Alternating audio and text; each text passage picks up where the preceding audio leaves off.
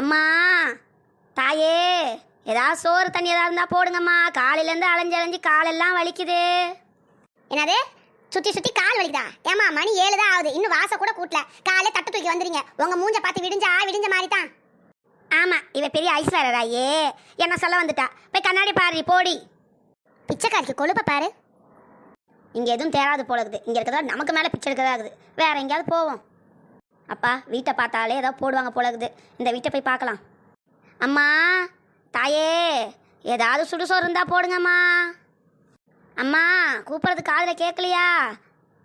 யாருமா நீ வீட்டுக்குள்ள வந்திருக்க? பார்த்தா பிச்சைக்காரி மாதிரி இருக்க. பிச்சைக்காரி தாம்மா நான். எவ்வளோ நேரம் வெளியே நின்று கத்துறது? யாருமே வெளியே வரல, அதான் நான் உள்ளே வந்துட்டேன். வர வர இந்த பிச்சைக்காரன் தொல்லை ரொம்ப அதிகமாக போச்சு. ஆவுனா தட்டை எடுத்து வந்துடுறீங்க. உனக்கு என்ன இருந்தால் நீ வீட்டுக்குள்ளே வருவ. சரி விடு, அதான் வந்துட்டேன்ல. ஏதாவது திங்கிறதுக்கு எடுத்துருவா போ.